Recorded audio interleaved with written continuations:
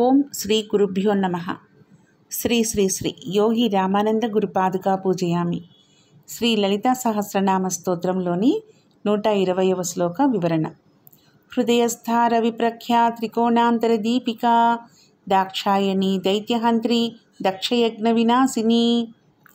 హృదయస్థ అంటే హృదయమునందు ఉండునది అని అర్థం. హృదయము జీవన ప్రసారానికి, జీవన వ్యాపార నిర్వహణకు, అనురాగ ప్రసారానికి కేంద్రం. జీవకారకుడు, శక్తికారకుడు అయిన సూర్యునికి ఈ హృదయము స్వస్థానం. అందుకే ఈ హృదయాన్ని సూచించే సింహరాశి సూర్యునికి స్వస్థానంగా జ్యోతిషశాస్త్రంలో చెప్పబడింది. మనలో పాపం అంటని ప్రదేశము ఏది అంటే ఈ హృదయమే. దీంట్లో దహరాకాశం అంటే పంచభూతాల్లోని ఆకాశానికి మచ్చు లాంటిదన్నమాట. ఇది ఉంటుంది. దీన్నే దహం అని కూడా అంటారు. ఈ హృదయం వద్దనే అనాహత పద్మం ఉంటుంది. అందుకే ఈ హృదయాన్ని హృత్పుండరీకం అన్నారు. పుండరీకం అంటే పద్మం అని అర్థం. ఈ హృత్పుండరీకము శరీరంలోని మధ్యస్థానంగా, ప్రధాన కేంద్రంగా ఉంటుంది. ప్రతి జీవిలో ఈశ్వరునిగా పరమేశ్వరాంశ ఉండేదే ఇక్కడ. మనలో శోకం ఉండని ప్రదేశము, ఈ పరమాత్మ ఉండే ప్రదేశము ఇదే. హృదయాన్ని సూచించే సింహరాశినే పరమేశ్వరి వాహనంగా కలిగి ఉంటుందని అమ్మవారిని సింహాసనేశ్వరి అనే నామం కూడా ఈ లలితా సహస్రనామాల్లో మొదట్లోనే వస్తుంది. అసలు సింహాసనం అనే పదమే ఈ విశిష్టార్థంతో ఏర్పడింది. ఇటువంటి లక్షణాలు గల హృదయంలో అమ్మవారు ఉన్నట్లుగా మధ్యాహ్న కాలంలో భావించి ధ్యానం చేయాలి. హృదయం నందు ఉండునది అని ఈ నామానికి అర్థం. తర్వాతి నామము రవి ప్రఖ్య అంటే సూర్యునితో సమానమైన కాంతితో ప్రకాశించున్నది అని అర్థం. మధ్యాహ్న సూర్యుడిని రవి అని చెప్పుకోవచ్చు. ఎందుకంటే రా అంటే రగులుతూ, వి అంటే విజృంభించినవాడు అని అర్థం. పరాకాష్ఠ స్థితికి చేరిన సూర్యుడే రవి అవుతాడు. కాబట్టి అంటే మధ్యందిన మార్తాండుని రవిగా అర్థం చెప్పుకుంటే ఈ రవిలాగా ప్రఖ్యాతి నొందినదిగా అంటే మనలో ప్రకాశించినదిగా అమ్మవారిని సమన్వయపరచుకోవాలన్నమాట.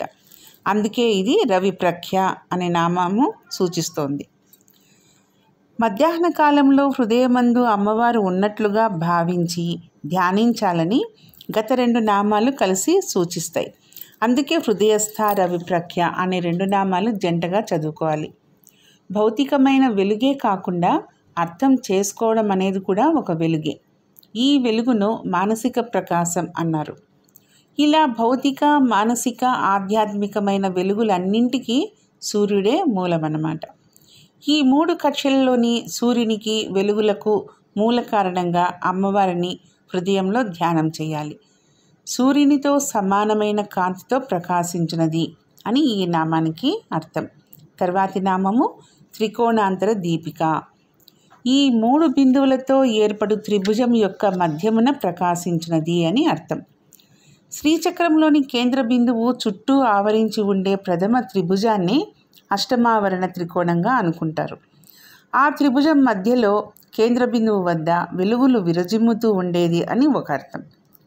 ఇంతకు పూర్వం చెప్పిన నామాల్లోని చంద్రుడు, అగ్ని, సూర్యుడు ఈ 3 వెలుగుల మూర్తులను 3 బిందువులుగా అంటే శీర్షాలుగా ఊహించి వాటితో ఏర్పడే త్రిభుజాన్ని ఊహిస్తే అటువంటి త్రిభుజ త్రికోణాల మధ్య ఆ 3ంటికి మూల కారణ ప్రకాశ బిందువుగా వెలుగులు విరజిమ్ముతూ అమ్మవారు ఉంటుందని ఈ నామానికి అర్థం.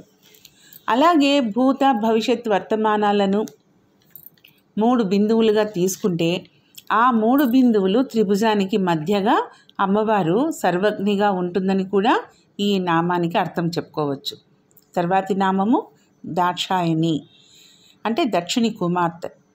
ప్రజా సంసర్గానికి సంబంధించిన వారే ప్రజాపతులు. ఈ ప్రజాపతులలో దక్షుడు కూడా ఒకడు. ఈ దక్షుడు పరమేశ్వరి భక్తుడు అన్నమాట.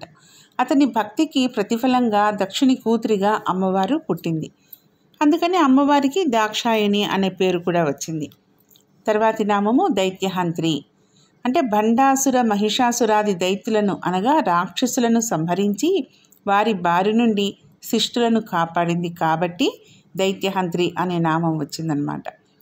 కశ్యప ప్రజాపతికి అదితి, దితి అని ఇద్దరు భార్యలు. అదితికి పుట్టినవారే అమరులైన దేవతలు, దితికి పుట్టినవారే దైత్యులైన రాక్షసులు.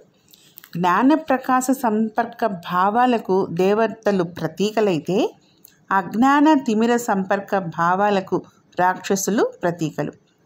ఈ అజ్ఞాన తిమిర అసురీ ప్రవృత్తులను హననం చేసేది కాబట్టి అమ్మవారికి దైత్యహంత్రి అనే పేరు వచ్చిందనమాట. తర్వాతి నామము దక్షయజ్ఞ వినాశిని, అంటే దక్ష యజ్ఞమును నాశనం చేసినది అని అర్థం. దక్షిణి యొక్క కుమార్తె దాక్షాయణి అని గతంలో మనము వివరించుకున్నాం. అహంకార దర్పంతో చేసిన దక్షుని యజ్ఞానికి వెళ్ళి అక్కడ జరిగిన శివ నిందను భరించలేక పరాభవింపబడినటువంటి దక్షుని కూతురు అయిన సతీదేవి రూపంలో ఉన్న అమ్మవారు అగ్నిలో తన దేహాన్ని ఆహుతి చేసుకున్నట్లు పురాణగాథ. ఈ కథ చాలా అర్థవంతమైన అంతరార్థంతో ఉన్న కథ అన్నమాట. తన సతి అలా అవడంతో శివునికి కోపం వచ్చింది. శివుని ప్రేరణతో వీరభద్రుడు దక్షుని యాగాన్ని ధ్వంసం చేశాడు. ఇలా దక్షయజ్ఞ వినాశానికి కారణమైంది కాబట్టే అమ్మవారికి దక్షయజ్ఞ వినాశిని అనే నామము వచ్చింది. దక్షిణి యజ్ఞానికి వినాశనకారిణి కాబట్టి ఈ అమ్మవారు ఈ నామానికి అర్థం దక్షయజ్ఞ వినాశిని అని. ఓం శ్రీమాత్రే నమః. ఓం శ్రీ గురుభ్యో నమః.